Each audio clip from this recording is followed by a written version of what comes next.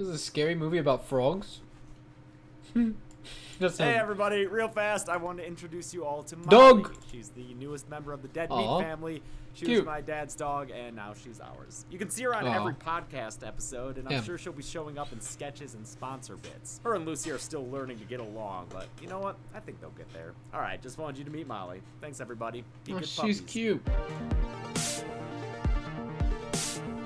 Very cute. Welcome to the Kill Count, where we tally up the victims in all our favorite horror movies. I'm James A. Janice, and tomorrow is Earth Day, so to celebrate, we're looking at Frogs, released in 1972. Earth Day? And yes, it takes place on the 4th of July, but its message is more relevant for Earth Day. That's because Frogs is an eco-horror kind of creature feature, with a bunch of rich polluters getting killed by all sorts of animals. Snakes, lizards, crocs, spiders, scorpions, turtles, crabs, pretty much every animal.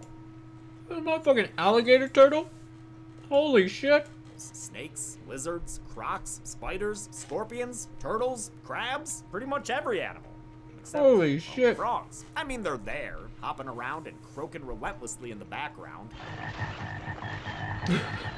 Wait, But there definitely ain't any hand-eating frogs like we see on the movie's memorable they don't get a poster. kill? Chelsea and I covered this on the podcast a few years ago during our Creature Feature Summer series. I loved Frogs, mostly because it features a large family of despicable rich folk. We are the ugly rich. It's the same kind of sprawling blue blood family tree you find in stuff like Knives Out and The Girl with the Dragon Tattoo. I'm a sucker Ooh. for stories with extended Ooh, families of damn. conniving characters, from Game of Thrones to Succession to Arrested Development. Frog's Crockett family fits right alongside the Roys and Bluths. The Crocketts have made their riches with factories that pollute the environment. As they celebrate a bunch of their birthdays on their estate, they wind up entertaining an ecologist/nature photographer named Pickett Smith. Smith's played by a Sam Elliott, who's so young he hasn't grown into Sam Elliott yet. Dude's 28 here and distractingly attractive, even if his face looks. Wait, the Ghost Rider guy? The guy who killed Bigfoot? The guy? The guy? No way. That does not. No way. Sam Elliott, he said, no way. Bluths. The Crocketts have made their riches with factories that pollute the environment. As they celebrate a bunch I gotta of their look that up. birthdays on their estate, I gotta they look wind that up up. No entertaining way. an ecologist/nature photographer named Pickett Smith. Smith's played by a Sam Elliott, who's so young he hasn't grown into Sam Elliott yet. Dude's 28 here and distractingly attractive, even if his face looks entirely different without a stash. My brain can't even recognize it's him. this is the stranger from the Big It's Lebowski. him! Frogs The is Big super 70s, Lebowski. super No schlocky, way. and wears its environmental message The on its sleeve. I still believe man is master of his will. That guy's I crazy. mean, he can't live in harmony with the rest of it. There's no nuance here, but the two main characters are forceful and compelling thanks to Sam Elliott and Oscar-winning actor Raymond Milland, who plays the family patriarch Jason Crockett. They keep one foot of the movie on the ground, while the other's auditioning for the Rockettes. This shit gets ridiculous is what I'm trying to say. I mean, murderous Rockettes. reptiles kill someone with poisonous gas, and then laugh about it, I'm pretty sure. It's a quick watch with fun characters, silly kills, and even some wildlife photography. I remember my photography days. Ooh, look over there. Wild Raycons from today's sponsor. Oh, and over there, too. I bet that guy's rocking out in noise isolation mode to enjoy the D&D podcast. Look over there, the stock footage. Look over there at the stock video of this guy Without the disturbance of an unsleeping... in the woods. Oh, and over there, too. I bet that guy's rocking out in noise isolation mode to enjoy the Bro, how do you get that angle? No way. How do you get that angle? sponsor. Oh, and over there, too. I bet that Holy. guy's rocking out in noise isolation mode to enjoy the D&D podcast without the disturbance of an unsleeping city. Whoa, another Raycon listener. It's a whole Raycon habitat. Though with 50,000 Oh, he took a five-star photo of reviews me. and custom gel tips Holy. providing the perfect in-ear fit, I can't say I'm surprised. Time was always short on those safari trips, but one more shot couldn't hurt. Holy shit, what a find! I've spotted the fabled Zoran in his natural environment. Oh no, did he use up all 8 hours of playtime? Sad to see, but maybe if we're really quiet, we can witness one of nature's great miracles. Yep, there it is. A photographer dreams of a moment like this. See, since Raycons cost half the price of comparable earbuds, Zoran was able to buy a pair and a spare for the same price as just one of their big-name competitors. So now he doesn't have to go tuneless. A spare? for those buds to Damn. sell. I wonder what he's listening to. Oh, should have known. You can snap up your own Raycons at the link in the description, or go to buyraycon.com/deadmeat to get 15% off your Raycon order. Now let's get froggy like a Terry and count up some kills, motherfroggers! Motherfroggers. The movie begins with that PG rating. PG for pretty green. Nature photographer Pickett Smith is drifting down the river playing Pokemon Snap when he sees a critter he's never captured before. Pokesnap. Elusive title card. 4 stars. That is large and in the center. Professor Mir loved that shit. Smith's photos change from fauna to garbo as he comes across a bunch of floating trash and chocolate fountains. Augustus, save some for later. In the same lake are a pair of rich siblings boozing and boating, with no one looking like a skiing hunchback. Jeez, really, man? Doesn't even look comfortable to drink right now. Chugs McGee nearly hits the hero and knocks him out of his boat, but that Smith's a little schemer. I've always wondered that. How the fuck do people like drinking out in, like, the ocean? Man, every time I'm out in the ocean, I'm like, man, when we not gonna be in the ocean? Like, ah, man, I can't. I tried one time to drink while out, like, on a dolphin watch. I just got sleepy. I just didn't want to be there. Even more than I didn't want to be there in the first place. It's like, damn, I don't get that. Comfortable to drink right now. Chugs McGee nearly hits the hero and knocks him out of his boat, but that Smith's a little schemer and pulls him into the water with him. We're all having fun here. This is Clint Crockett and his sister Karen, who knows she just hit the jackpot. Look at Sam Elliott. The hunk gets invited to the Crockett family home / onesie pajama emporium. Yo, James losing it over the men. They offer him some dry clothes Well, can we blame him? temporary respite from all the damn croaking going on. These frogs won't shut the fuck up. The Crockett home is played by the Wesley House, the center point of Eden Gardens State Park. The park is in Point Washington, Florida, on the Emerald Coast in the city's panhandle. Smith meets Karen and Clint's family, a whole clan of Crockett's and Martindales. The head honcho is their industrialist grandpa Jason Crockett, head of the table and leader of the bloodline. Acknowledge him! He's hated by the public and his own family for being an ornery dick. He's gathered his family here this Independence Day weekend because a bunch of them have birthdays in a row. His is the most... He reminds me of the turtle from Rango with that blanket on his knees. important, of course. He even shares it with America, because it's on the 4th of July. Jason's daughter, I think, is Iris Martindale, a spacey butterfly enthusiast who don't like the government trying to regulate their factories. Cost millions, and our dividends will be shot to hell. Her husband, so Jason's son-in-law, I think, is Stuart Martindale, who's a genius when it comes to getting rid of the loud-ass mother-croaking frogs. I have suggested pouring oil on the water to choke them off. That would help, wouldn't it, Mr. Smith? Yeah, but you'd be killing a lot of other things at the same time. I love that because this is 1972, that had to be explained. Iris and Stu have 2 adult sons, Michael and Kenneth Martindale. The older brother, Michael, is basically Jason's personal stupid. Bro, he even got the fucking hat on. Bro, this guy... No, they had to have modeled the turtle after this guy. I swear. This guy looks just like the fucking turtle from Rango. I swear. He's got the same drip. Same. No way. Oh, he got the blanket on his knees. I just can't stop seeing it. Oh man, Jesus. And seems kind of like the punching bag of his family. Boy's a loser. He's still His back younger there. brother, Kenneth Martindale, is here with his shit. girlfriend Bella Garrington. The 2 of them are more fashionable and hip than the others, and seem put off by Ken's hoity-toity family. Bella bonds with Mabel the maid, since they both have the same full first name. Oh, and also, because they're sisters stranded in the whitest of white territory. As for Clint, he's got a wife named Jenny, whom he met in high school. That's when they both peaked, her as a cheerleader and him as a star football player. Recognize old Clint? I bet he could throw a football over the mountains. Jenny's mad that Clint's always drunk, probably because of giving him that whiskey dick. Though, maybe not, since the lech also hits on his cousin's girlfriend right in front of his wife. Clint and Jenny have 2 undisciplined fuck? friends, Jay and Tina Crockett. They like sticking frogs in faces as much as their Uncle Mike likes tossing them around. Ribbit. I love Jason's response to getting a gigantic frog stuck in his face. Jay, Tina, you're both late. Now go sit down and eat your food. Jay, you were right. He was gigantic. Kid's annoying, but he's right. That was a huge croaker. These shitty kids light firecrackers Sure. and throw them at the frogs, all in service of ending this non-stop sound bed of croaking. It's an element of nature Jason hasn't found a way to control. And with all our technology and all my money, we still can't get rid of these frogs. The only halfway decent one among them all is Karen, probably angling for that non-existent mustache ride. Lucky for her, the phone lines are down, so Smith's gotta stick around for now. Wait, did the frogs cut the phone lines? How's Jason gonna dial M for murder? Also, I'm sorry, most of these aren't even frogs, they're toads! Jason respects Smith as a manly man, even though he's the uninvited ecologist. Isn't that the title? Oh no, it's frogs. Oh, why is it toads? That's kind of weird.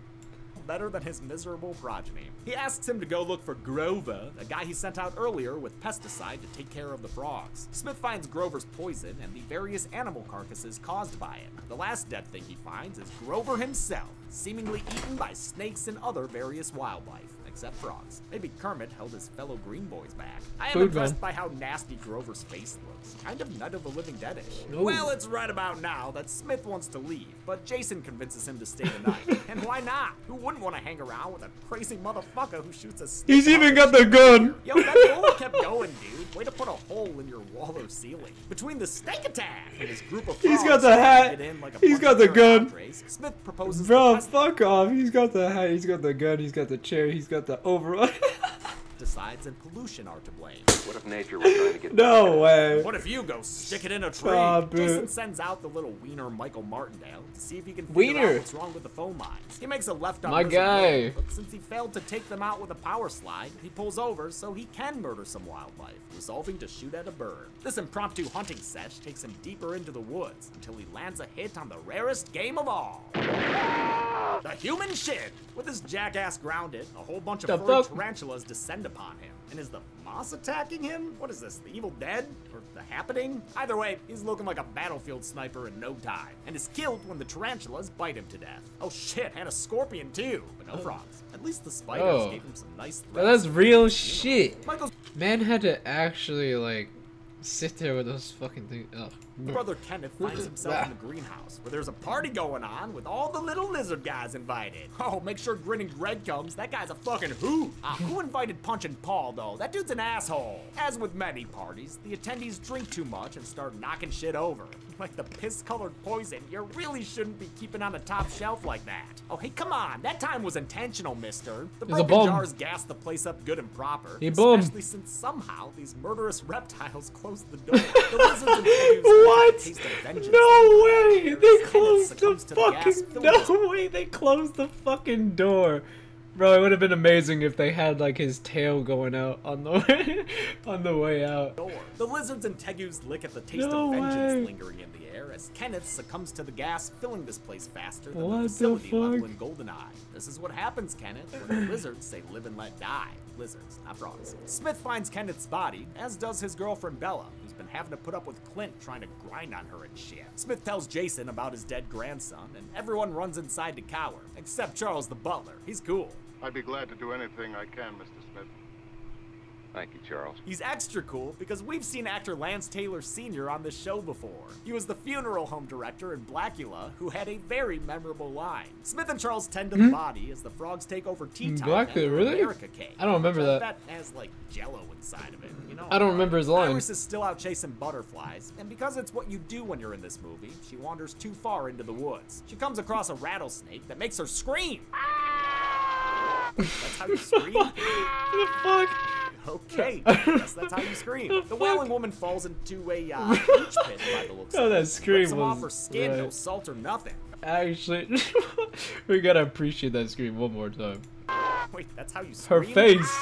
Her face. Okay, I guess that's how you scream. The wailing woman falls into a leech pit by the looks of it and rips him off her skin, no salt or nothing. Eventually, a bunch of snakes snap at her, putting her down for the count and turning her skin blue. Okay, now it's more like Dawn of the Dead. Originally, Iris's death involved being pulled into quicksand by a giant butterfly. Footage of that can be seen in the movie's trailer, but I'm not exactly sure why they changed it. Pulled in by a butterfly? But the guy can't even see a crocodile he walks right by, so I doubt he'll find his wife. Stu winds up wrestling that crocodile, or at least his stunt double / croc wrangler. Oh shit, what the fuck? Real shit. A crocodile? Unky Stu loses the bout, turning the water red and giving that croc a snack he'll come back to later. Bro, that's a real shit again, no? Like, you can't fake a lot of this shit. Like, they're putting real rattlesnakes, a lot of Bro, what the fuck? It's actually a stunt double wrestling that fucking thing? Fuck off. That is insane. This dude winds up wrestling that crocodile, or at least his stunt double / croc wrangler. That is insane. Fuck. Made a man wrestle a crocodile. Unky Stu loses the bout, turning the water red and giving that croc a snack he'll come back to later, fuck? probably when he wakes up at night to go pee. Sounds like the croc handler, whose name I can't find anywhere, was also in charge of the other animals. He'd empty a tub of frogs and get them to jump by hitting the ground with sticks. And for Michael's death, he kept the tarantulas in a cooler to chill them out and slow them down. Actor David Gilliam appreciated that. They were moving pretty slow, and I didn't feel Wait, you just freeze them? too uncomfortable. Despite Kenneth's death and the magically disappearing Martindales, Jason refuses to veer from his plans and chalk this up as a lost weekend. This old man's a birthday boyzilla. Year ends and the year Zilla. begins. Always has and always will. Always? What do you mean, always? I'm not interested in what you think. Ah, there it is. The talented Jason Milland reportedly hated shooting this film, thinking he was above it, and no doubt knowing that his career was on the downslope at this point. His on-set behavior was described as cold and not personable, which probably helped the actors playing his cowering family members. One thing Milland hated in particular, you know, besides the script, Man was the just Florida heat like that kept melting. it's like man like enveloped in his role. He just absolutely hated it. Damn. Toupee off Hated his as much head. as Though like Jason swore hated as much as like his character did.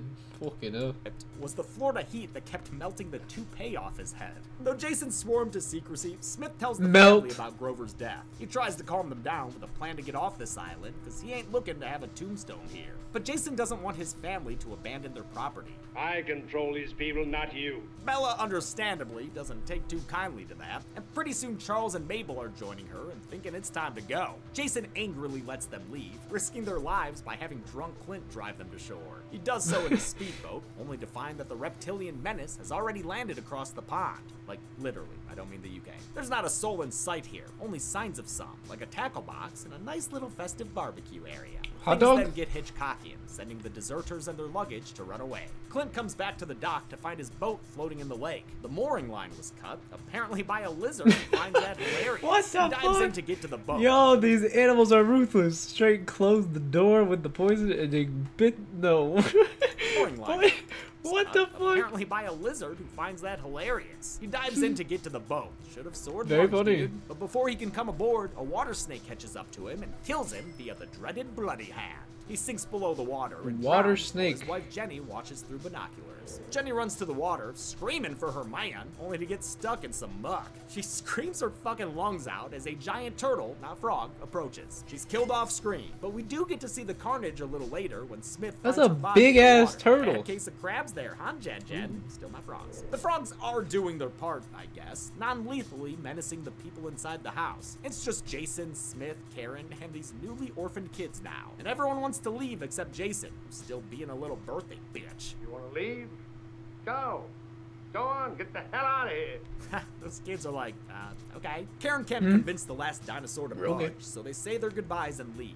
Jeez, don't let those kids step on any of the frogs, please. Watch out for the frogs. Yeah, you tell them. They reach the water and hop into a canoe, then have a violent aquatic adventure as Smith beats a This is snake with snake? an oar and shoots a croc. Damn, dude. I guess he'd rather be the quick Jeez. than the dead. When they reach the dock, they Damn. find nobody there. Quick, kids awkwardly march around trying to find someone. Around the back of a shack, they sadly come across a bunch of bloody luggage. I hate that this is the case, but I'm gonna count Bella, Charles, and Mabel as dead, since it's pretty strong. To bloodline birds? here. Smith flags down a car on the road, and he, Karen, and the kids load inside. It's a station wagon driven by a mom with her son Bobby. Hi, I'm Bobby. Hi, Bobby. Wait a minute, Bobby. What do you have there? Oh no, it's a frog! Despite that freeze frame, we've still got to wrap things up with old Crockety Jason. He's alone in his house, aside The from fake the out. good boy Colonel, as the frogs crash the place and mess up his tunes. Wait, what? Are the frogs calling him? I don't know, man. In this movie, fucking maybe. The They're frogs calling overcome his him. home as his No various way. mounted animal heads What the stare down. fuck? The croaking overwhelms the discordant noises on the soundtrack as Jason falls from his chair and is buried in frogs, including this chonker. The movie ends with Jason Crockett killed by frogs. Fucking finally! Apparently, this death scene needed a body double Oh, what since Ray the Milland got fuck? sick of shooting the movie and left 3 days before production wrapped. What the the movie ends with Jeez. an animated frog eating a hand. He does exist! How many people were killed by a bunch of animals who mostly weren't frogs? Let's find out and hop to the numbers. Oh shit, damn! Yo, the stride on that was insane. How could that man not like that movie, man? Why would he leave early? Like, how could you not love that? Brother, motherfuckers got trapped by motherfucking lizards, got their boat chewed off by a lizard, and they got prank called by a motherfucking frog! Like, hello? Well, that's 10 out of 10. That's a There were banger. 11 deaths. That's a with fucking victims bang. consisting of 7 men and 4 women. Nearly as much green in this pie chart This as is there were crazy. frog kills in the movie. We've seen this count and gender breakdown thrice before on this show. Once Ugh, that is no bueno. with another green killer. With a runtime of 90 minutes, frogs gave us a kill on average every 8.18 minutes. I'll give the golden chainsaw for coolest kill to Kenneth Martindale. I love a good croc fight. That shit was crazy. But I can't ignore the hilarity of these lizards trapping a guy in a greenhouse so they can poison him to death. Even they know it's funny. Dome machete for This lamest is kill great. goes to Bella, Mabel, and Charles, who were presumably killed off screen, but without any bodies to prove it either way. And that's it. Frogs came out in 1972, and I didn't know about it until we covered it on the podcast in 2020 as part of our Creature Feature Summer Series. I'll probably be back to Ooh, hosting. bro, I saw it. Lake Placid. Bro, what a movie. I've never heard of frogs, though. I feel like this still be fun to watch, even though I know. I could watch this again. It's just so funny. I'll probably be back to hosting the kill count in June, but in the meantime, Uncle Zoran's got you covered. Next week, he'll be covering Deep Rising, because I guess he loved them tentacles. And after that, he'll be doing The Collector and The Collection. Those Oh, are damn. highly requested Oh, episodes, damn. and he'll be a better host for them. I didn't particularly care for those films. Until I see you again, Yeah. James A. Janice. They're kind of weird, but they're kind of fun. It's like a mild jigsaw. This has been the kill count. That was amazing, though. That frog movie was amazing. I want to watch it again, and I just watched it. Like, shit was crazy. I can't believe what I just saw.